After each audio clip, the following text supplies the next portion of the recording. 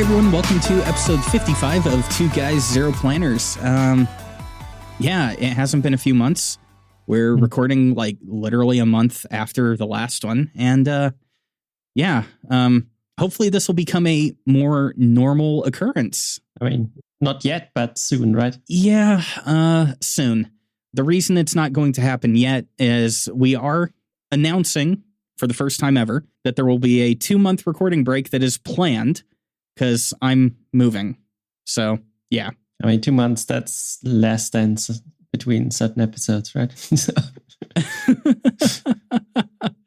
Right. I'm trying to get more consistent with the podcasting thing now that I'm not doing the YouTube thing anymore. So it's one of those, I like having casual conversations more than I do filming my hands doing stuff. Mm-hmm. Yeah. You know, we should probably cover that because I did have a few people mention to me that the last podcast episode, the title of it was a little bit clickbaity. It almost made it sound like we were quitting Two Guys, Zero Planners. It's the other way around. I quit doing YouTube. Yeah, I mean, clickbait titles, I mean, that's the way to go anyway, right? In these days, so. Yeah. I didn't mean for it to be clickbait, but I found it interesting and oddly coincidental that shortly after we did that episode, Fig Boot had his conversation with Brad on the Pen Addict about how to fight burnout on YouTube and stuff. Yeah, and not to focus on, I don't know, audio and video quality, stuff like that. Now, I talked to Fig Boot about it, and he wasn't talking about me specifically. But it did fit. Yeah, it did fit. But I mean, to be fair, I came from an audio engineering background. So if the audio wasn't perfect, I hated myself for it because I always knew I could do better.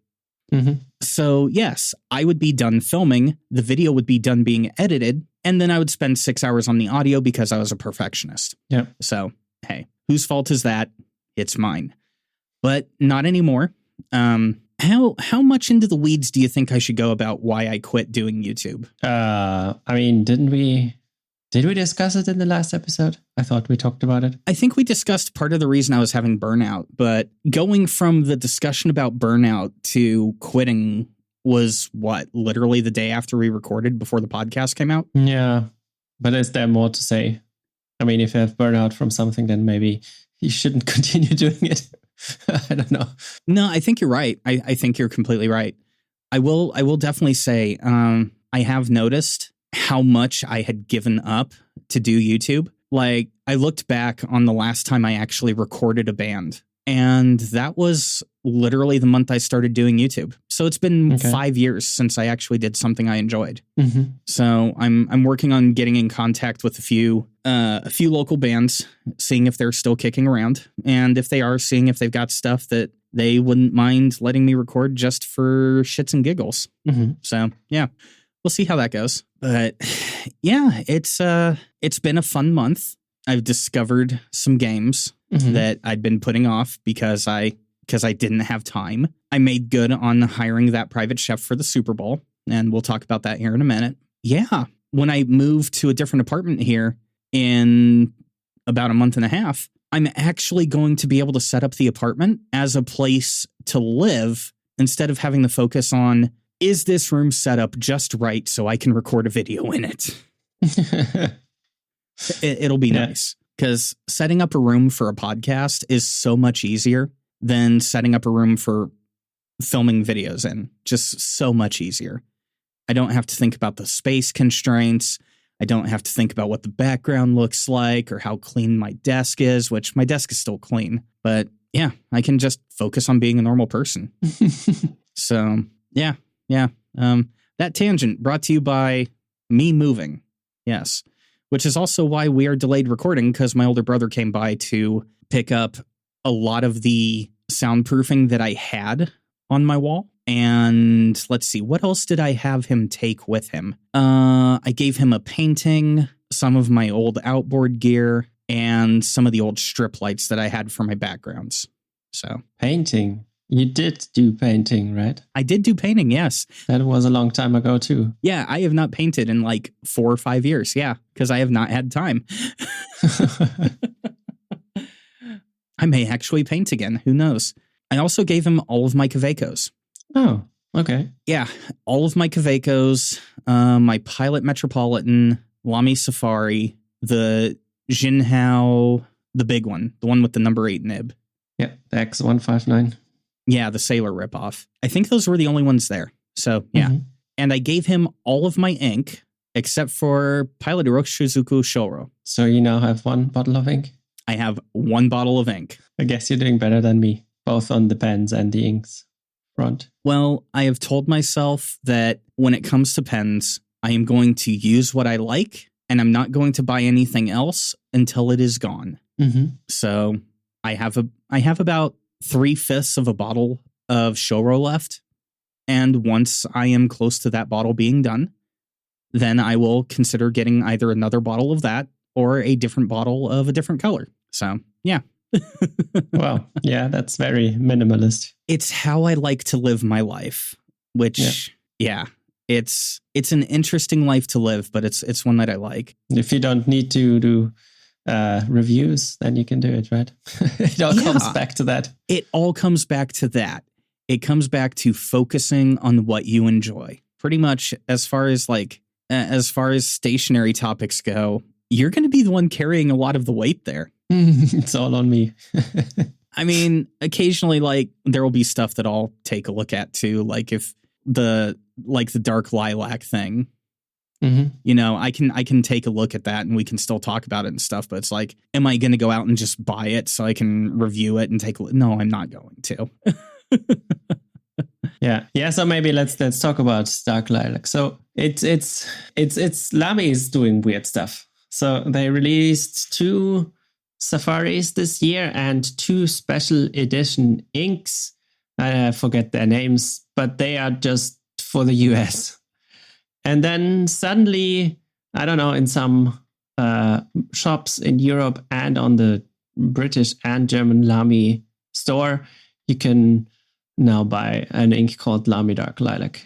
But I've never had any press release. I've never heard anything about it. So who knows? Is it the same as the sort of fabled magical Dark Lilac from some years ago? Or is it something new? So it's really weird. But it's only 11 euros. So not more expensive than any of their normal inks. So I decided to just buy a bottle to see. And I have the old ink actually still around. I bought many packs of cartridges back in the day and emptied them out.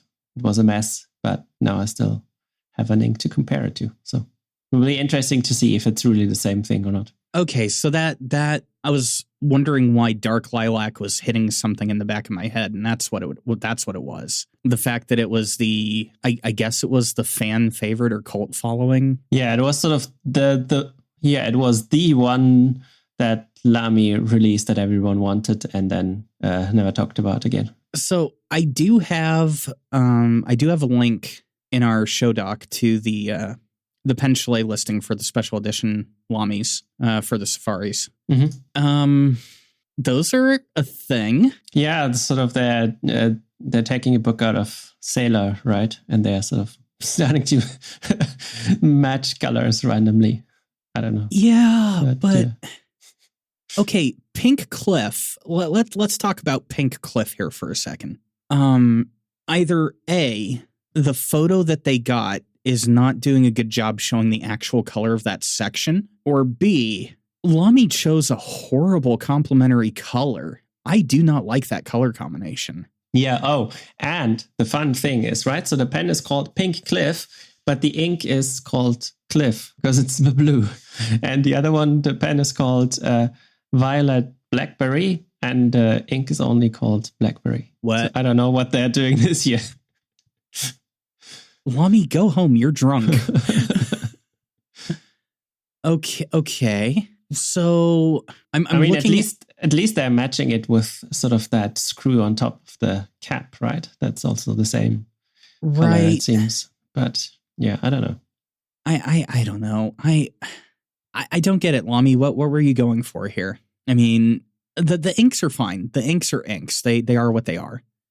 But going back to those pens, I don't like the color combination. I really don't. Purple is one of those colors where, at least to me, and if you have differing opinions on this, then either let me know via comment on the Pen Addict Slack through our email at ask2gop or 2g0p at gmail.com. That's in the show notes. Let me know if I'm off my rocker here, but when it comes to purple and it comes to violet or any kind of pink, you've got to be really careful with the colors that you're pairing it with. And this feels like a third grader picked 2 crayons out of a box and said, "Here, have this." Yeah, I'm not convinced by this 2-color look either. Yeah. I mean, there's a reason people will buy a Sailor Special Edition other than the fact that it's Sailor. And that's because the colors actually work well together. I just don't see it here. Yeah. I mean, the Violet Blackberry, I think that's okay. But the other one is a bit... Yeah, I will concede my gripe on the Violet Blackberry. But yeah, on the Cliff, no. I'm sticking to my guns on Pink Cliff.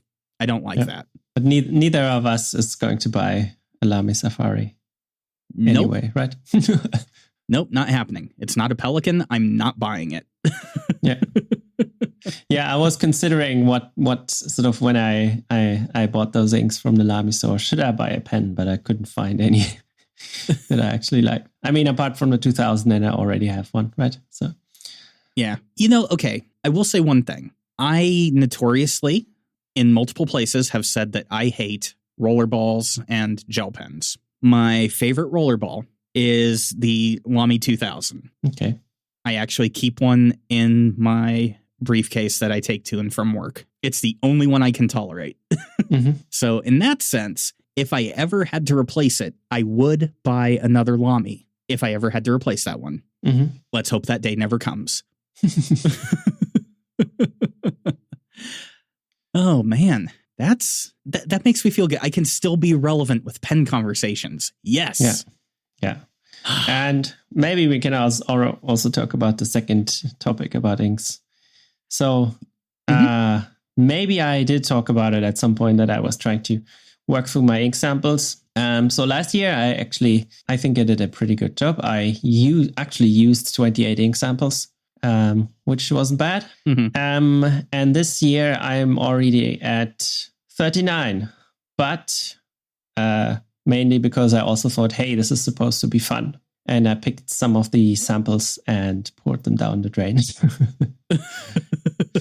So number 1, I had 10 samples of Noodler's inks and I poured them all down the drain because it is just, even if I liked an ink, would I get a bottle? Probably not. And even if there's no guarantee that it would be the same ink. So why bother? And the second one is a friend of mine had this Applebaum sample subscription some years ago. He had some half-finished samples and just sent them to me at some point. And I used a few last year, but they were either old or the seals weren't that great on those sample vials. And I also couldn't tell, is that the consistency of the ink or is it just half evaporated? And that's why it's so weird. So I poured those down the drain too. And then I, of course, already used a few, but that was sort of the minority. But yeah, I'm trying, especially with the samples, I'm now being more strict. And if I have an ink in my pen and I notice that I don't like it and it's a sample, then I just empty the pen right away as well. Because, I mean, it's supposed to be fun. So why use an ink that you don't like? Exactly. Which is part of the reason that my older brother walked out with, I think it was 14 bottles of ink. Mm-hmm. They're not bad inks. And of course, I had to make space for the 2 new bottles of Lamy ink. Oh, yeah, of course. It's probably more ink than all the samples I've used up. Yeah. Oh, yeah. Those bottles are going to take up a lot of shelf space. Yeah. Now, you told me before the show that some people may consider pouring the Noodler's inks down the drain controversial, but like I told you, I think that makes you a hero. I mean, you did make a video about Rome burning, and did it include pouring it down the drain? I vaguely remember it. I don't know. I mean, the YouTube channel is still up, so I guess I could go watch it. I mean, we can link to the review. That was back when my water tests, the dishwasher, like taping a piece of paper with a writing sample to a cutting board, and then just running water as hard as I could on the cutting board itself till the paper actually disintegrated. So yeah, I think. Yeah, so someone will have to correct me, but I think I did pour it down the drain. Yeah, so maybe I'll be brave. Next year, I can sort of empty out the 2 bottles I have. So, although I don't know, one of the bottles is Bay State Blue, so maybe not down the drain. Ew. No. This goes into I don't know where it would go. Friends don't let friends use Bay State Blue. Just no. Use something better, Urban. I mean, I even had it in a clear Twisby Eco. Did the Eco survive? It did survive, and I cleaned it with after a few months, and it was almost clean after a long time of cleaning. So I would not be that brave. Yeah, it was just an experiment to try. Oh yeah, and the other one is Apache Sunset, one of those inks that never dries. Ah, yes, Apache Sunset, one of the controversial inks. Yes, one of whatever the name now is, whatever it's been renamed to. I decided to swear off Noodlers quite a bit ago, and I'm not regretting that decision at all. Yeah. And I mean, especially in Europe, it doesn't make sense, right? Sort of one of the appeals of Noodlers is that it's a cheap ink, right? Right. Which it isn't here, right? But because it has to be imported from the US. So it's more of on the expensive side. And then it's expensive and questionable quality, and you never know what you're getting. So it just doesn't make sense. So here's one for you that I'm just going to toss in here randomly, since we're talking about random stationery. Have you seen the Apricot Pearl Kaweco Sport? Yes. I kind of like it. Yeah, I mean, it's I didn't like the Pearl. I generally don't like pens that look rainbowish, like those Twispies with the anodization they did with the rainbows. But this is sort of toned down a bit because it has it's another color right behind. But yeah, I don't think I need a Kaweco. I would like to see this colorway done, like this type of colorway. I would like to see it on a different brand, but I like the color there, and the pairing with the gold steel. I think that's actually a nice touch. I think that would have looked really out of place if they'd gone with just the regular steel nib. Yeah. See, that's one of those pens where I definitely want to see that in person, which that's another thing. I may actually go to the Dallas Pen Show this year just for the fun of it. Nice. Yeah, I know. I'll actually have time off this year. Go figure. I have not looked on Pen Chalet's website in a while. All the things you can do when you're not doing reviews. Right. I mean, first I have to get through this whole moving thing, and then I can figure out just games and pens and stuff. Which, gaming. Well, let's talk about the big game first and foremost. Somebody won and somebody lost. And you had something nice to eat, I guess. Oh, yeah. So last week, when we're recording this, last week was the Super Bowl. And I mentioned in the last episode that I was going to hire a private chef to go ahead and cook for us. So it was a good weekend. We picked him up from the airport, and we went shopping for the stuff we were going to need. Now, when I go to a music store and I'm looking at microphones, I will sit there and look at microphones for hours, just comparing. Like I'll compare a Neumann U87 with a Neumann TLM 103. And I'll just sit there and compare the weight, the look, whether or not it's going to sit right in my environment. Watching a chef do that with butter was the most interesting thing ever. Or watching him do it with eggs. So the entire time we're shopping and he's getting the ingredients for our meal, just seeing him go through his thought process of what to get and why to get it. It was very eye-opening. Yeah, it's always interesting to watch an expert in a field do their thing, right? Oh, yeah. And if you look at the pictures that I posted to Instagram. So the first picture there Mm-hmm. is homemade biscuits or biscuits made from scratch with sausage gravy. So in his checked bags was like 1.5 pounds of the sausage. Oh my goodness. It ruined sausage for me. I cannot have anyone else's sausage because this is the best that I have ever had. Yeah. Yeah. So some years ago, we actually subscribed to to the Praline Club. And that, I don't know if it's still a thing in Germany, but it used to be where you could get, I don't know, 30 pralines every month. And it was like the best pralines in Germany would sort of produce 2, right? Mm-hmm. And you would have this really, really fresh and really good stuff that you couldn't really get anywhere. And then you go back to whatever you can buy in a supermarket or just somewhere else. And it's like, doesn't compare. So I can totally tell. Yeah, it's sometimes not the best to actually know what's good and what's bad. Oh, yeah. Yeah. And it gets better. So the next picture is Brulee Chocolate Angel Food Cake. Mm-hmm. Oh, my goodness. That cake was the perfect consistency. And the brulee was just, there's no describing it. Like my mouth is watering thinking about the taste 1 week later. Mm-hmm. And he probably did it in an oven that wasn't even his, right? Yeah, he had to cook this in a kitchen that he had never seen before. Yeah, which makes it even harder. And this was beyond perfect. It was the best cake I have ever had. Mm-hmm. Just amazing. And then we go to the next picture. This is a staple of football culture here in America. Hot wings. Mm-hmm. Again, just amazing. I ordered wings last night from one of the wing places here in the city. They're okay. They don't hold a candle to this. Yeah. So it's like now my taste buds have to live with disappointment anytime I get chicken wings. and it gets even better. So the very next page, crab cream cheese jalapeno poppers. I would have never thought to put crab in with the cream cheese, and just the amount of extra spices he put into it. I love my mom's jalapeno poppers. I really do. Hers don't hold a candle to these. So you see where I'm going here with this. Yeah.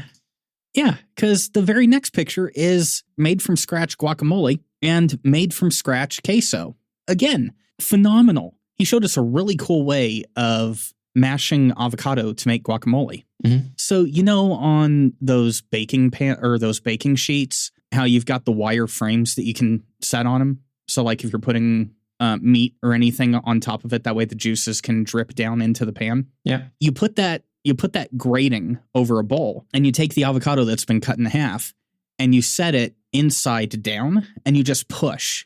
Mm-hmm. I've never thought about that. Yeah. Avocados. Yeah, they're hard to get good avocados here, of course. But yeah, I can see if it's a ripe one, then it shouldn't be a problem. Yeah. Yeah.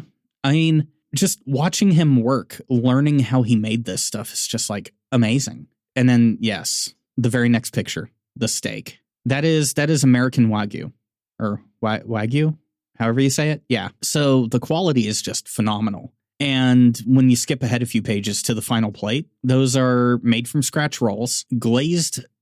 What were they? Maple sugar glazed carrots and then twice baked potatoes. So all in all, when it was all said and done, it cost about $750 to fly him out, get all the ingredients, and pay his hourly rate. Mm-hmm. 10 out of 10 would do it again. Actually, I think we're thinking about doing it again next year. Okay. Yeah. Completely different menu, but doing it again next year. So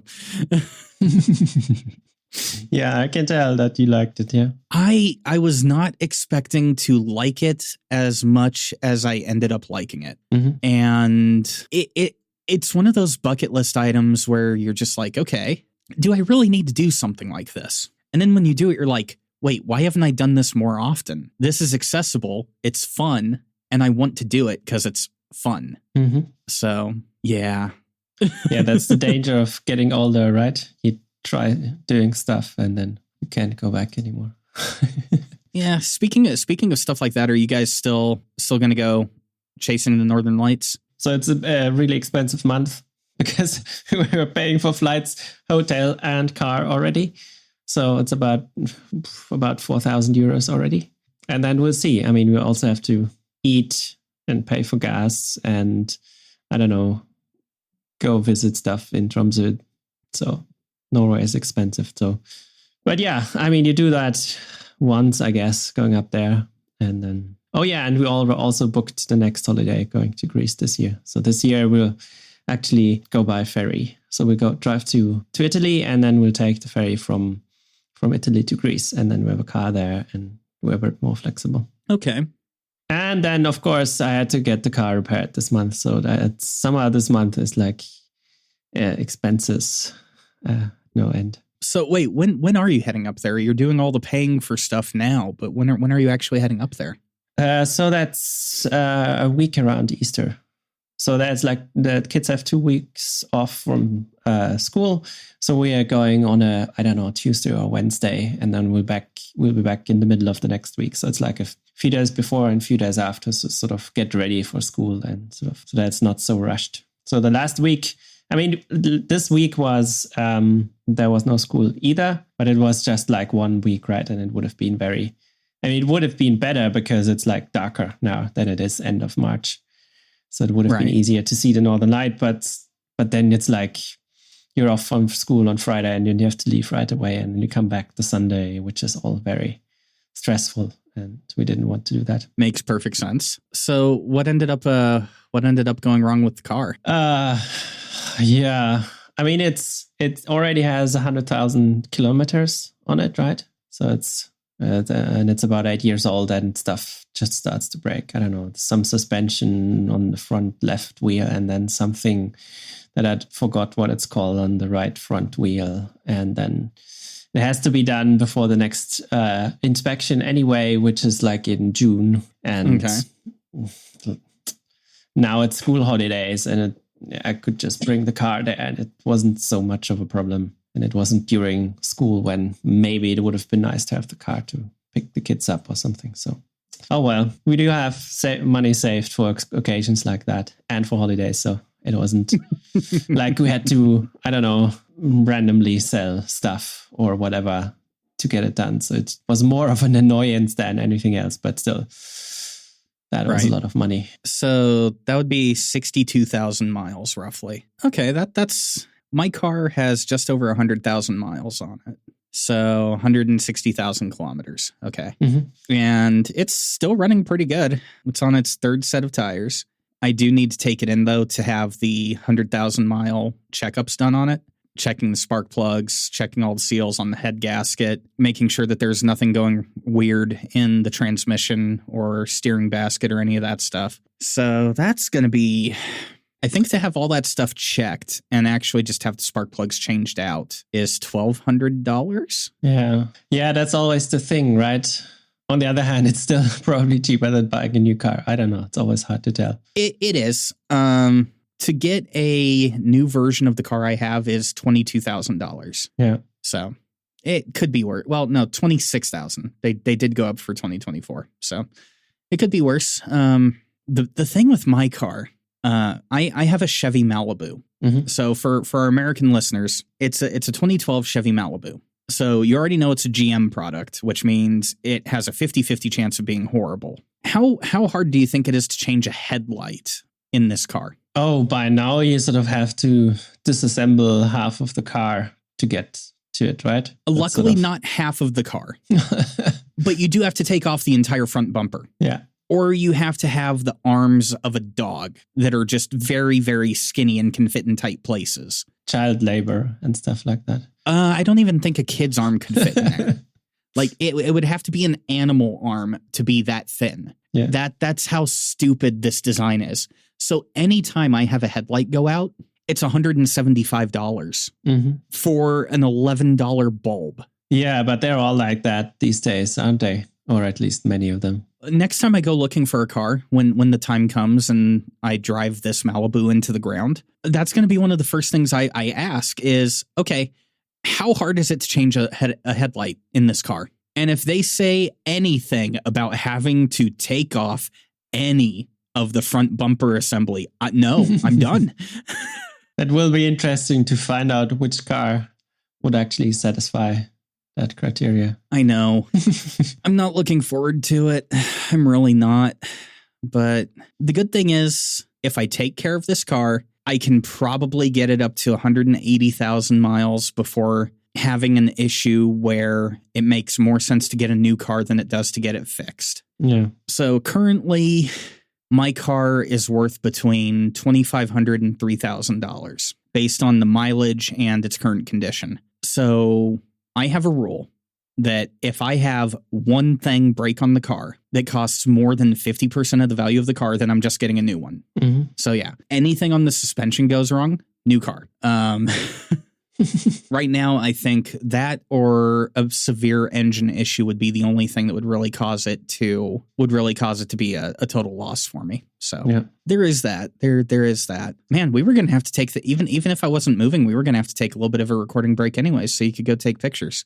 All that tangent just for we were going to have to take a break anyways, so you could go go to see the Northern Lights. Yeah, let's see. Let's hope that we'll see them. It's all a bit of a gamble, I guess. It's still going to be interesting. Worst case, we'll have to go to the big indoor pool that they have in Tromsø, sort of, and the Troll museum and stuff like that. So I don't know. Yeah, I can respect having to have a gamble like that. I'm going to be doing a gamble in April for that eclipse. So It's one of those things where I've got plans to go to just south of Dallas, and the path that the eclipse is taking in April is across the line in the United States that has the worst weather in April. Nice. Yeah, it's taking this perfect path from southwest to northeast that goes across this weather belt in the United States that gets a lot of storms in April and May. Mm-hmm. I could be completely hosed. This chance for a 20-year event could be completely gone because Texas decides to be Texas and have crap weather. So yeah. So is it what kind of eclipse is it? This one's a total eclipse. Oh, okay. Yeah. So October, the ones I've got pictures of on my Instagram, that was a Ring of Fire eclipse. Which, if you look at my Instagram, there's pictures of the moon and the sun on there because I'm doing more photography stuff. Yay. Yeah, eclipses. It's crazy to see this sort of suddenly during the day, it becomes dark. So I saw one when I was, I don't know, maybe somewhere between 10 and 15. There was one in Europe, and it was really a weird feeling. That was the October eclipse was the first time I had ever actually been in the path of an eclipse, like actually in the event path or the whatever it's called. I'm not a scientist. I don't pretend to be, but it was the first time I had ever actually gotten to see one. The fact that I was able to actually get decent pictures also makes me very happy because that was the first time I had ever even tried taking pictures of the sun, let alone an eclipse. So, yeah. Yeah, it's kind of far away. Well, yeah, you've got that going for it. Then setting the camera in manual focus, that way the autofocus doesn't ruin everything for you. Yeah. It was a lot of work. The bad thing about a total eclipse, though, instead of a Ring of Fire, is during a total eclipse, there's like a 2 to 5 minute window where you're supposed to remove the ND filter from the lens so you can get the pictures where the sun is completely obfuscated by the moon and get those cool shadow rays and stuff. I've never practiced that timing before. I've never tried hot swapping my ND filters before. So I really need to set my camera up in the apartment and actually just go through those steps to get used to it. But the amount of work that it's going to take to get that right. I've never practiced anything like that. So there's a lot that can go wrong. Good thing that you're not doing reviews on YouTube anymore. Yeah, well, I have time to practice. Yes. Yeah. And it's funny, those cameras that I bought because they could film in 8K are 40 megapixel cameras. So they can take amazing pictures of the sun. I'm both scared and excited to do it because it's going to be the highest stakes photography I've done. I mean, like I'm doing headshots for my workplace next week, and that doesn't bother me nearly as much as these eclipse photos bother me. trying to get them right. We'll see how it goes. Hopefully it works out. If it does, EA will talk about it. If it doesn't, boo, we'll still talk about it. Exactly. Yeah. Yeah. I'm not even sure if I'm going to try taking pictures of the Northern Lights or if I'll just look up and let other people do it. I don't know. That's the other thing. I'm not going to have time to actually look at the eclipse myself. Yeah, exactly. That's the sort of, now you have to decide, do you want to actually see the eclipse or take pictures of it? So I will be controlling my camera from the MacBook Air. So what I may do is get the timings, like practice and get the timings right, and then just set up timed shutter. That way I can just remove the ND filter, hit the button for the timed shutter, stare directly at the sun for a couple minutes so I can actually look at it and see it.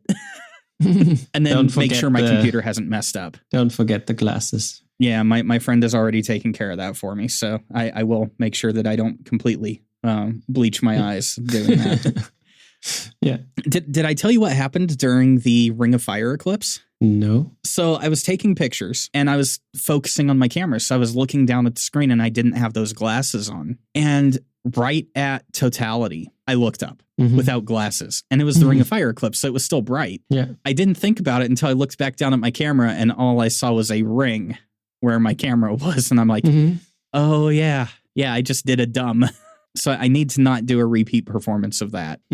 One thing before we go, because that's probably what I'm going to do the rest of my day. One thing I have started doing more of is playing a lot more video games. We'll cover some of the others a little bit later. But right now, my current favorite, Palworld. Have you heard of it? No. Okay. You've heard of Pokemon, right? Yeah. Okay. Pop Palworld into Google. It's Pokemon with guns. And oh my goodness, it is amazing. It is one of the best games ever. It's also, have you ever heard of a game called Ark Survival? No, I haven't played many games, actually. Okay. So in the universe of Palworld, there's a couple theories about the story behind it. And in one of them, or the prominent theory so far, first and foremost, you wake up on an island surrounded by pals. These pals would eat you if you didn't wake up. They tend to eat humans that wash ashore. So already you've got this dynamic where it's a pal eat pal world, and you have to catch them and utilize them or they will kill you. So there's that survival aspect of it. Then there's the whole tech tree aspect of it. There's different factions within the game too, like the Free Pal Alliance or the Syndicate. Now, here's the thing about the Free Pal Alliance. You know, Free Pal Alliance, you would think they're trying to free the pals, keep them away from human intervention. No, they're trying to kill the pals too. It's weird. And they hate you just as much as they hate the pals. So you have to deal with them quite often. But when you look up into the skybox, you see a seam going through the sky. Now, either A, it's because of how the skybox is programmed, and that's just where the texture maps line up, or B, you are inside one of the pal spheres yourself, and you have been captured by some other person or creature, and you are inside this pal sphere with all these other pals and people that have been captured. So that's a theory that's going around, which is really fun. But then it goes one layer deep, one layer deeper than that, because you capture pals inside this world encompassing pal sphere with other pal spheres. So it's, you're doing that entire down the rabbit hole thing. So like if you need to make more pal spheres, you can have them do that for you along with your pals. So your pals aren't just there to look cute. They're there to make your weapons, make your ammunition, make your pal spheres, make your ingots, mine the ore, make the food. The more I talk about this game, the more it makes it seem like you're a horrible person for playing it. By the same token, though, people love Pokemon. And the entire purpose of Pokemon is capturing these monsters or these creatures that were living just fine out in the world. Yeah. And then forcing them to beat the living crap out of each other in arenas. Yeah, so it sort of fits. That's true. Yeah. It does. The only difference is in the Palworld universe, you can give them AK-47s. And somehow Nintendo hasn't shut this down. So We've got a custom server on one of the other Discords I'm in. We've got a custom Palworld server. So when we're not playing Fortnite or Destiny 2 or Lethal Company, we've been playing a lot of Palworld. Mm-hmm. Yeah. I try to live a very harmonious life with my pals. I make sure that they've got plenty of spas and very nice beds, some of the best beds in the game, and at least one hot spring for every 3 pals. So it's a nice base. It's a very nice base. It is also impervious to Free Pal Alliance tax, so there's that too. So definitely, yeah, Palworld. Look into it. It's interesting. That being said, though, I have some preliminary stuff I need to do around the apartment, like going through figuring out which boxes need to be thrown out, because by this point, I know I've got cardboard boxes for stuff I don't need. Yep. And I need to start removing soundproofing from the walls. Yay. Hooray, moving. As always, good talking with you. Good talking to nebulous people out there listening to us right now. And yeah, we'll see you at the tail end of April, beginning of May. Bye-bye.